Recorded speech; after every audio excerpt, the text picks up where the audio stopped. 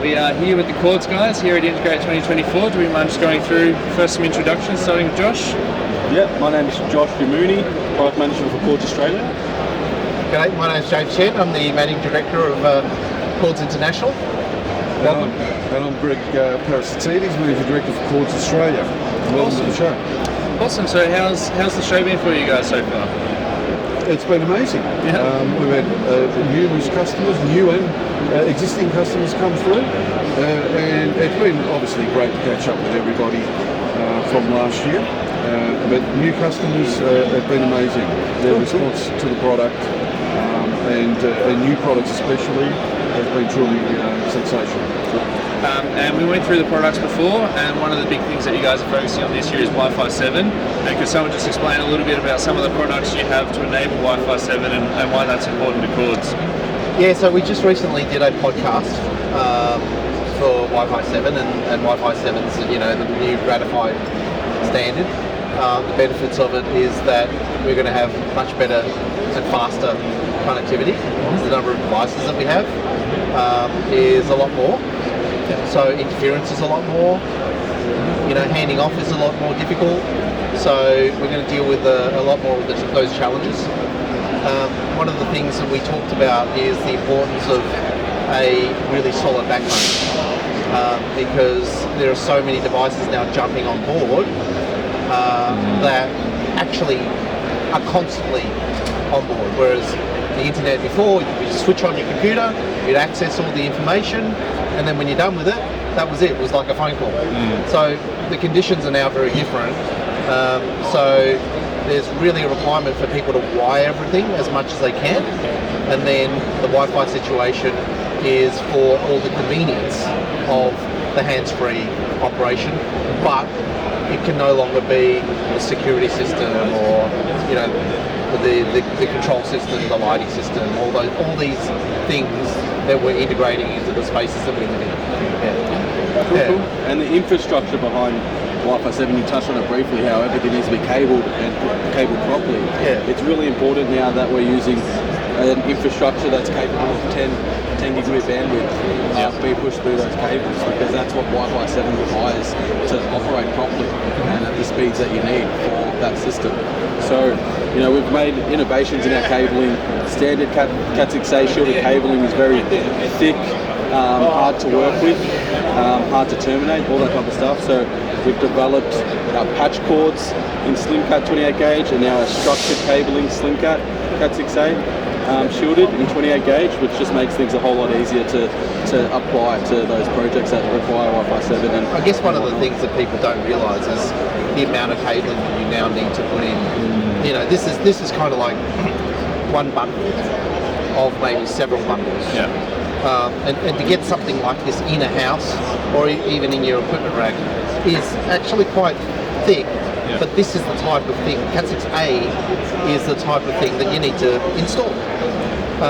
So we've kind of gone down the path understanding the difficulties with installation, integration, and the space that we're running out of, because the stairwells that the equipment are going in and under, architects are not building bigger spaces for us to put 4 times the equipment in.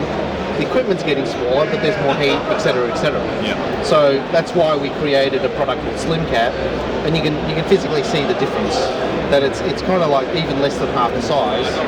And what that means is that when we're running all this cabling infrastructure around your house, or upstairs, downstairs, it's a lot easier to implement, which means it's more cost effective, but it's just as reliable. So it's still going to support all the PoE++, all that kind of stuff. So this is kind of us applying, having been on the tools, having done the installation, looking at it going, how can we make the integrator's life easier? And how's it been received when you're speaking to people? Is this like a eureka moment when people are clicking on? They've found that the Slimcat product is an awesome solution for a lot of the issues that they face.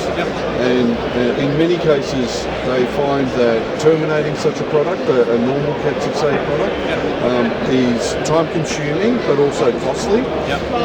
The new Slimcat now offers the ability to have smaller bundles, more flexible, but really important, it's faster to terminate at both ends. So through the keystones and patch panels, right through to the other ends where you're terminating it into, let's say, Wi-Fi access points. Typically a connector for a Cat6A cable is quite a large connector which you can't fit in behind a WAP, whereas the connectors with the Slimcat product quite easily will fit behind a wireless access point. Especially those Wi-Fi 7 capable access points. Yeah. So this is our Cat6A shielded, unshielded. Side terminating connector. Also with, we're also looking at the robustness of it. So we always look at connectors that don't fail, that are reliable, that can provide long service life, all those kind of things. One of the things that we've received multiple awards now globally for the innovation. Beautiful. And one thing that Kord's been focusing on is sustainability. And do you mind just explaining how you achieve your sustainability goals, and maybe what are your sustainability goals here? So the first thing that we like to look at doing is the product itself has got to work. It's got to comply to standards. It's got to be certified. It's built for the life of the building, and that's the first thing that we look at. So, is it really made for purpose?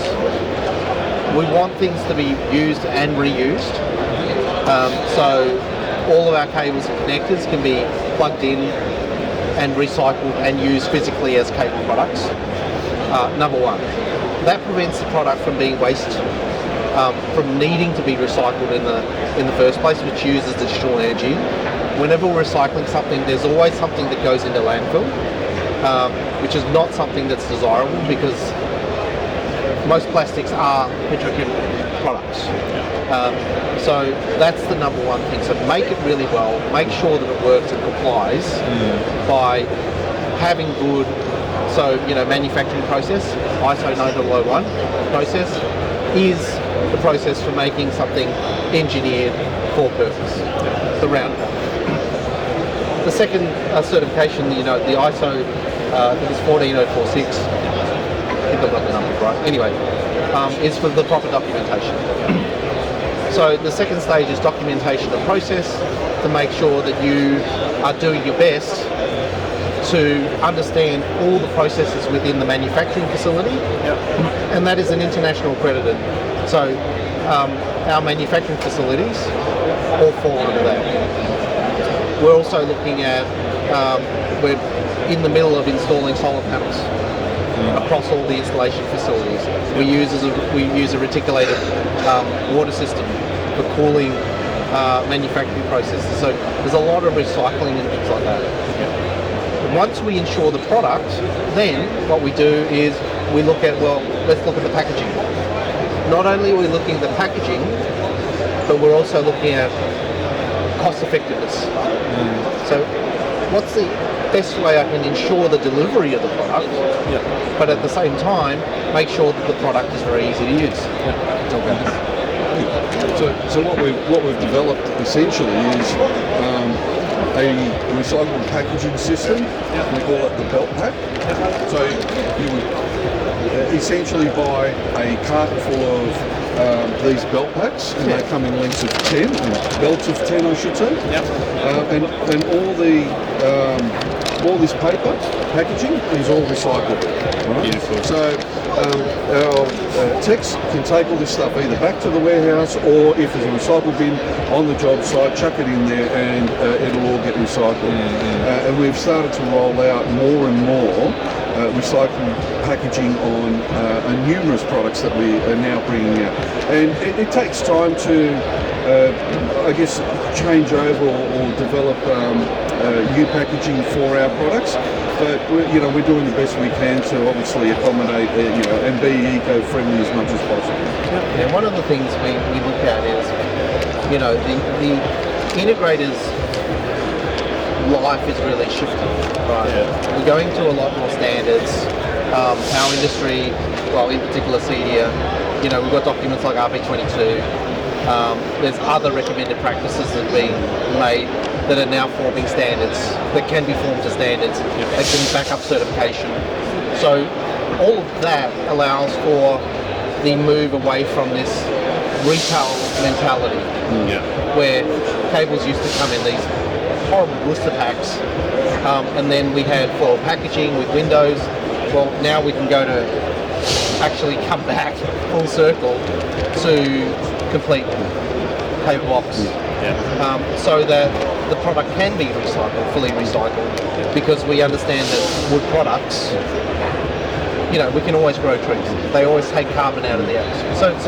So it's looking at the manufacturing process as a holistic thing, where the product is very important. Make sure that that doesn't go to the bin, and then everything around it, let's make it as cost effective as possible. That can be sustainable, and that has a lot of different implications, because you've got to think globally around that, but we've also got to think, okay, well, A, does it transport the product properly, number one, and then we look at how do all the different countries look at the material itself, not just purely on a tax base, but also on a material base and resource base and reusable base. So yeah, Beautiful. All right. Well, before I hit any further comments, because you've touched on my points here, this is the second year in a row that you've been running the Terminator Challenge, and there's obviously a leaderboard. But between the three of you, who, and you don't have to answer this, but who's got the fastest speed?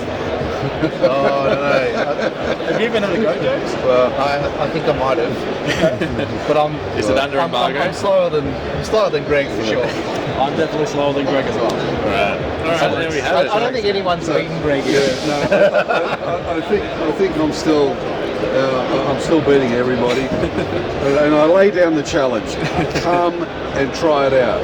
Yeah, that's good. World record is 35 seconds. Under a minute. World record set last year at Integrate 2023, 35 seconds. Nice. Well, this is a slow integrate just by having a look at the But it's a board. lot of fun. It's a lot of fun. It's a lot of fun. It's good fun. Actually, the purpose of the Termination Challenge, obviously, come and show off your skills. But what we actually want to do is show people how to terminate. All the younger guys, please come and try. It's not about beating the time. It's more about learning. It's all about showing you guys how to terminate it properly, because yes, this is kind of like an IT-based product, but it's now so often used for so many different things. But not only that, when you use it for audio-visual products, it's now so far outside of the networking specifications that you really do need to understand the variations. And what we want to do is we want to try and give you as much experience as free, and you can win some prizes and have a bit of fun doing it, and learn some skills.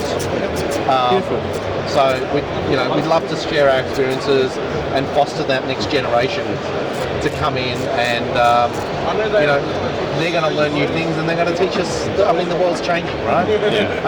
So they're going to learn a lot more new things and teach us things that we should be doing as well. Interesting that you said that, not the Kordz record holder, but that's right. He still makes some good points. All right. Anyone have any further comments? Yeah, Thanks for coming through. No worries. No worries.